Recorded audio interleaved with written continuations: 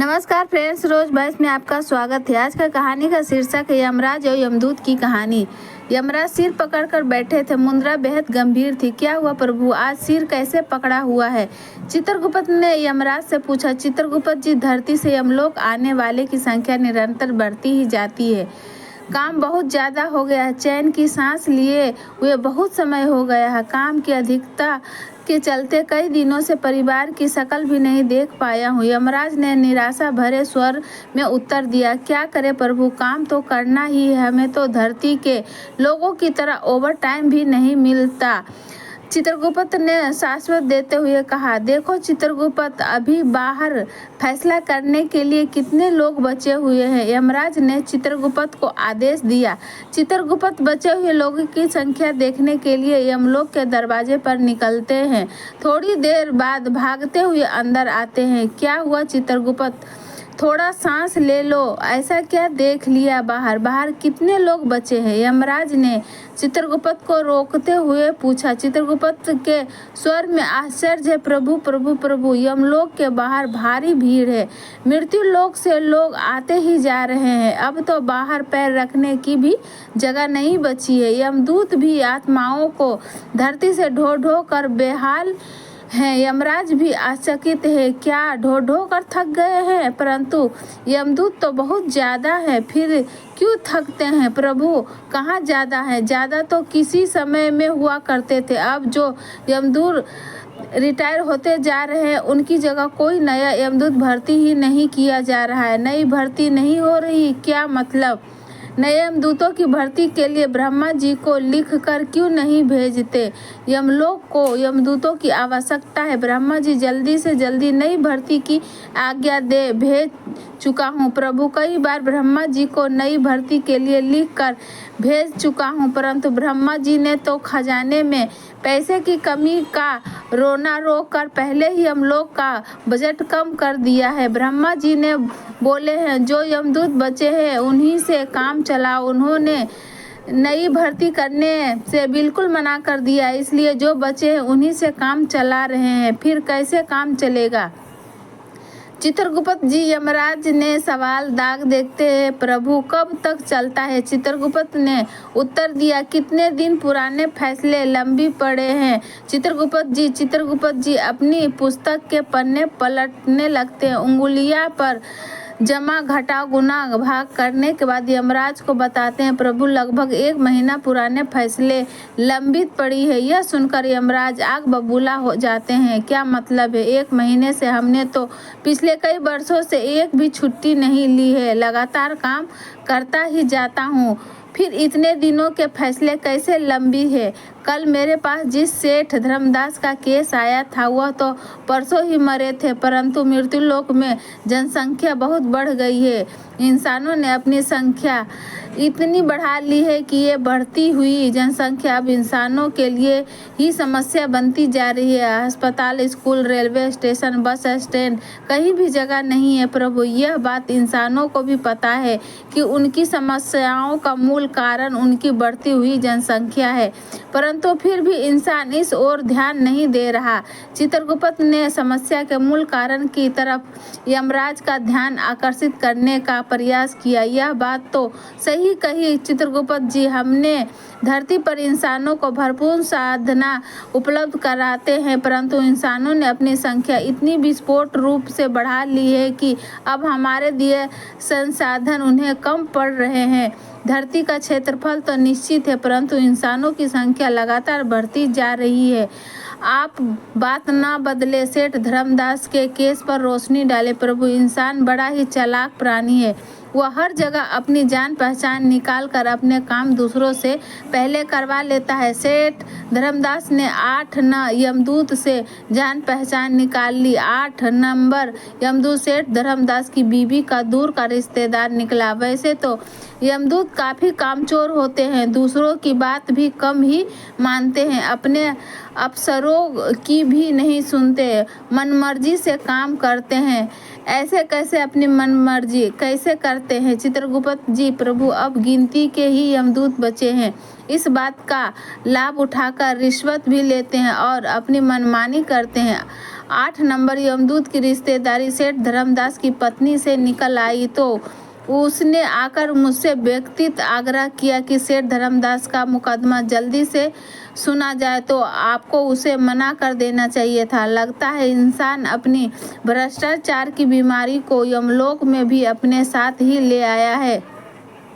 यमराज ने गरजते हुए कहा, क्षमा करिएगा प्रभु, सोचा तो मैंने भी था कि मना कर दूंगा, पर फिर सोचा कि हमें इन्हीं यमदूतों से काम लेना है तो इनके कहने से एक आधा केस बीच में घुसा देने में कोई बुराई नहीं है। और फिर प्रभु, इन दुष्ट यमदूतों की यूनिक बहुत ताकतवर है, इनमें बड़ी एकता है। कौन है इनकी यूनियन का नेता? उस पर काम का बोझ लाद दो, अपने आप सारी हेकड़ी निकल जाएगी।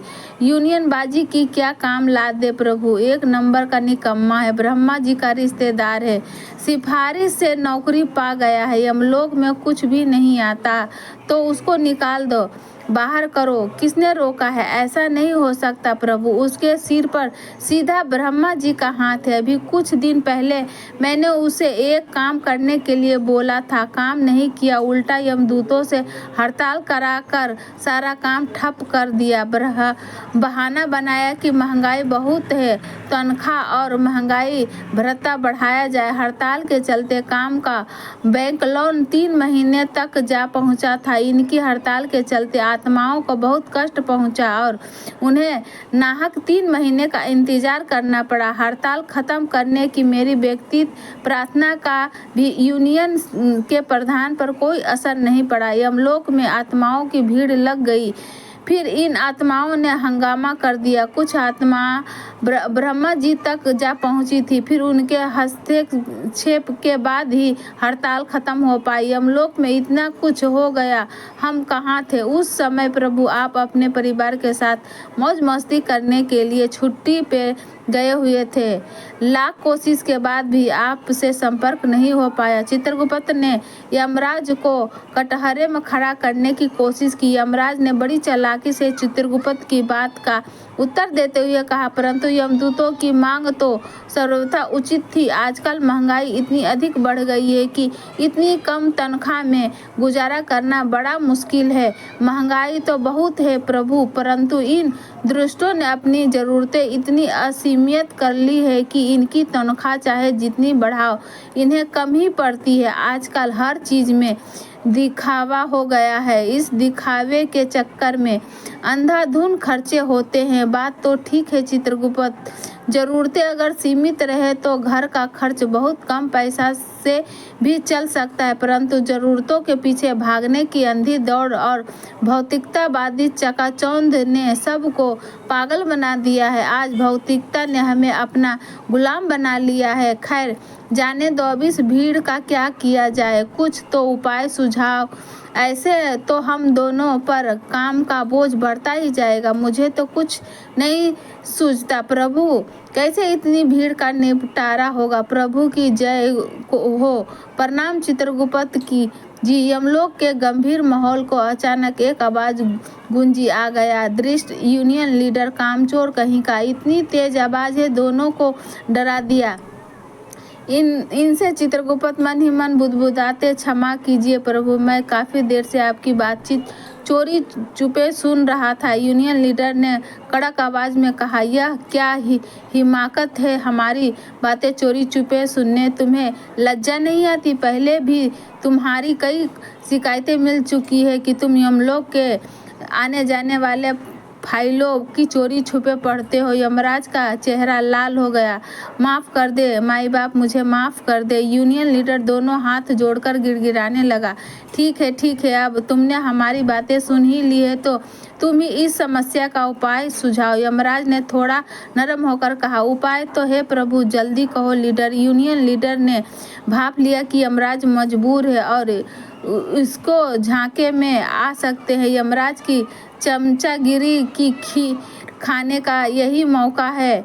लीडर मन ही मन मुस्कुराते हुए धीमे से बोला, प्रभु, धरती पर योग्यता मापने के लिए आजकल प्रतियोगिता परीक्षा का चलन हो चला है। किसी भी प्रकार की योग्यता जांचने के लिए प्रतियोगिता परीक्षाएं आयोजित की जाती है। प्रतियोगिता परीक्षा यमराज ने टोकते हुए सवाल फेंका, जी प्रभु, यह एक लिखित परीक्षा होगी। जो इसमें पास होगा वह स्वर्ग जाएगा और जो इसमें फेल होगा वह नरक जाएगा। परंतु ऐसा कैसे हो सकता है? चित्रगुप्त ने यूनियन लीडर को बीच में रोकते हुए कहा, प्रतियोगिता परीक्षाओं में तो धांधली की बहुत खबरें आती है। इन परीक्षाओं में भ्रष्टाचार की संभावना से इनकार नहीं किया जा सकता। ऐसे तो गलत व्यक्ति स्वर्ग पहुंच जाएंगे और सही व्यक्ति नरक में चला जाएगा। आयोगी भी पद पा जाएंगे। सुझाव कुछ जम तो रहा है, चित्रगुप्त यमराज ने कहा। परंतु प्रभु, चित्रगुप्त शंकित है। ज्यादा शंका लघु शंका के चक्कर में मत पड़ो चित्रगुप्त। तुम भी केवल यह सोचो कि इस बात से यमलोक का पल्ला कैसे छुड़ाया जाए। कैसे भी इस भीड़ को यहाँ से भगाओ। सही गलत इंसान पहुँचे कि सरदर्दी सौगार्धित और नरकाधिपति को लेने दो, वह स्वयं झेलेंगे। वैसे शास्त्रों में वर्षों से हम काम करते आ रहे हैं। वो दोनों मजे से बैठे बैठे तनख्वाह लेते जाते हैं। फैसला हो चुका, प्रतियोगिता परीक्षा आयोजित होगा, यमराज ने दृढ़ता से कहा। परंतु प्रभु, ब्रह्मा जी इसके लिए कभी नहीं मानेंगे, चित्रगुप्त ने शंकित स्वर में कहा। उन्हें आप मुझे पर छोड़ दे। ब्रह्मा जी को मैं मनाना है। मैं यह अच्छे से जानता हूँ। लीडर के स्वर में आत्मविश्वास था। एक बदले दो वोट फैसले हो चुका था। यमलोक ने नोटिस बोर्ड पर नोटिस चिपका जा चुका था। यमलोक से स्वर्ग लोक और नरक जाने का फैसला प्रतियोगिता परीक्षा के आधार पर होगा। जो परीक्षा पास करेगा वह स्वर्ग जाएगा, अन्यथा नरक में जाना पड़ेगा। प्रतियोगिता परीक्षा प्रतिदिन सूर्यास्त के पश्चात आयोजित की जाएगी।